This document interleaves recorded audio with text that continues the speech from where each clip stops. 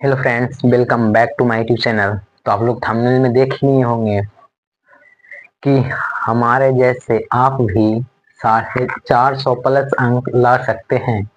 क्या ला सकते हैं? तो हाँ, क्योंकि हम लाए हैं तो आप भी ला सकते हैं इतना अंक। और कैसे, चलिए बताते हैं, उस पर चर्चा करते हैं थोड़ा सा। हमारे जैसे आप भी 400 प्लस अंक यानी 410, 20, 30 इतना अंक ला सकते हैं या नहीं? अगर अभी से पढ़े तब। अभी भी टाइम है 45 डेज। तो क्या ला सकते हैं? तो हाँ, ला सकते हैं। चलिए इस पे चर्चा करते हैं।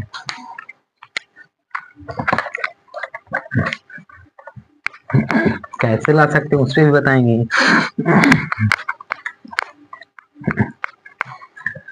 तो सबसे पहले बात करते हैं, सबसे पहला नंबर सिलेबस।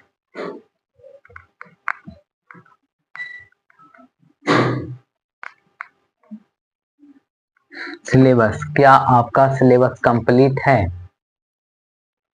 तो हम बताना चाहते हैं कि सभी बच्चों को, बिहार बोर्ड वाले को हिंदी तो कंप्लीट होगा। हिंदी आप लोग पढ़ लिए होंगे, आपको हिंदी सारा आता होगा। देख लेते हैं थोड़ा सा आवाज। तो हिंदी आई होप आप लोग तैयारी कर लिए होंगे। तो हिंदी का सिलेबस तो पीछे हुआ होगा नहीं। संस्कृत भी हो गया होगा। संस्कृत संस्कृत तो अच्छे से पढ़ लिए होंगे। आपके ट्यूशन या कहीं और पढ़ते होंगे तो पढ़ लिए होंगे। तो हिंदी और संस्कृत का सिलेबस कंप्लीट है। अब काची बचा? मैथ। मैथ का नहीं हो सकता है कंप्लीट। हो सकता है पर भी इसी से डर है, इससे तो मैथ से। तो मैथ की इधर रखिए पहले। तो हिंदी, संस्कृत, सोशल साइंस भी कंप्लीट कर लीजिए। उसके बाद science. Hindi, Sanskrit, social science और साइंस क्या कंप्लीट है? तो हिंदी तो कंप्लीट होगा। संस्कृत भी हो सकता है, यह भी थोड़ा थोड़ा हो गया होगा। 20 से 30% और इसमें होगा बचा हुआ। साइंस तो हो ही गया होगा, क्योंकि साइंस हर एक बच्चा पढ़ता है बिहार का। तो बात करते हैं मैथ पे। क्या मैथ का सिलेबस आपको कंप्लीट नहीं हुआ है? किस विषय में, कौन सा चैप्टर अभी नहीं हुआ है? सबसे पहले आप जहां भी पढ़े होंगे वहां त्रिकोणमिति पढ़ा दिया हो गया होगा।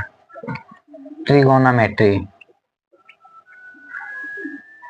ट्रिगोनोमेट्री आपको पढ़ा दिया गया होगा। तो मैथ में सबसे बड़ा चैप्टर कौन सा है? त्रिगोनोमेट्री। तो आप यह पढ़ लिए होंगे। अन्यथा नहीं पढ़े हैं तो इसका लिंक हम डिस्क्रिप्शन में दे देंगे, आप बेसिक से उसको देख लीजिएगा। ठीक। अगर अभी से 42 दिन है और मैथ में लगभग 15 चैप्टर है।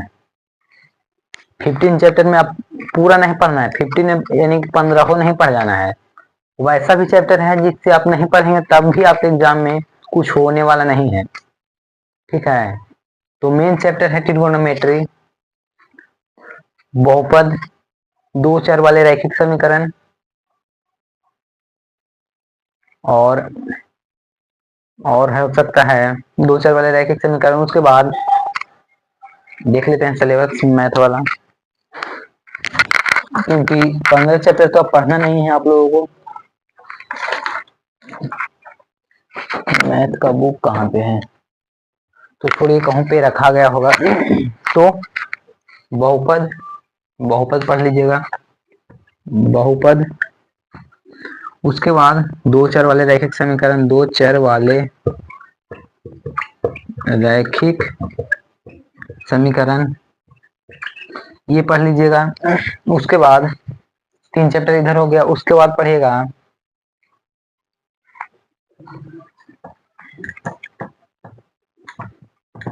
संख्यांकी। संख्यांकी, संख्यांकी पढ़ लीजिएगा।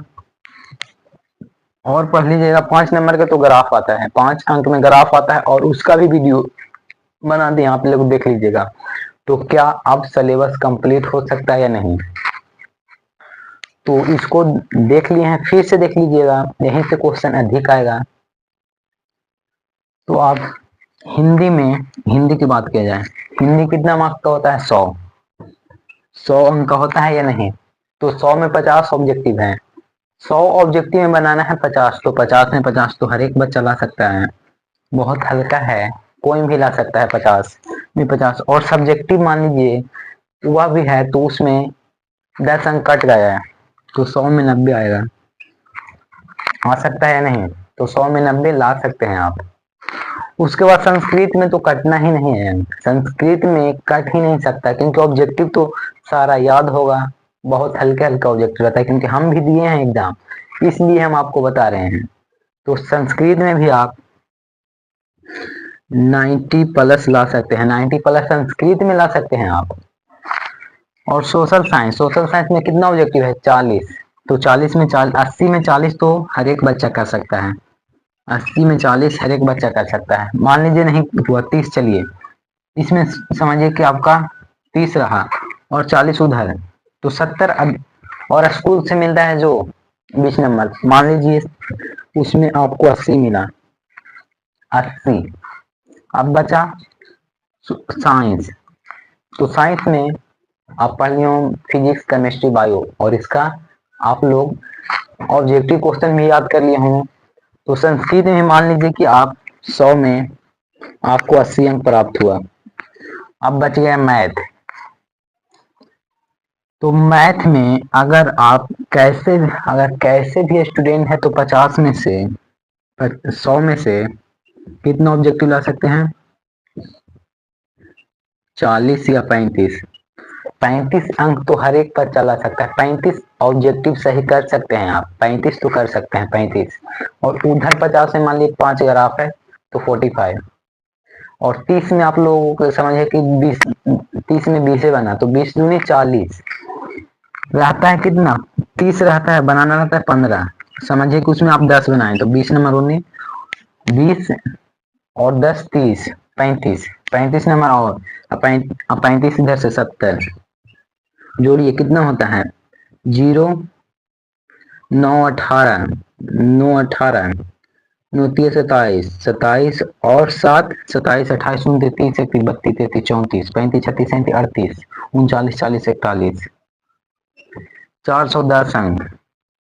इधर से 30 घटा दीजिए, 20 इधर 20 इधर 10 इधर और 10 इधर, तो 30 20 50 60 70 80, 30, अब 20 50 20 80 90 100, 400 हो रहा है का 0 8 7 15 15 और 8 15 8 15 5 20 3 23 23 23 और 18, 23 और 18 जोड़िएगा तो 8 3 11 बाकी 1 2 1 2 3 1 4, 410 सही है, 410 बोले ना 400 प्लस अंक ला सकते हैं, कैसे जो अभी तुरंत बताएं।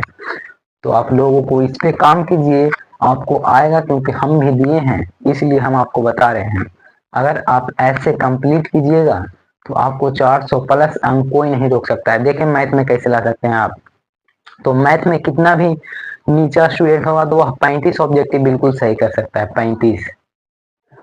और 5 अंकीय वाला में तो समझिए कि एक रहता है माध का बहुलक से, जिसमें एक रहेगा, और एक ग्राफ तो कोई हटा नहीं सकता है क्योंकि आज तक जितना एग्जाम मैट्रिक का हुआ है उसमें ग्राफ अभी तक पूछा, तो ग्राफ पे अधिक ध्यान दीजिए।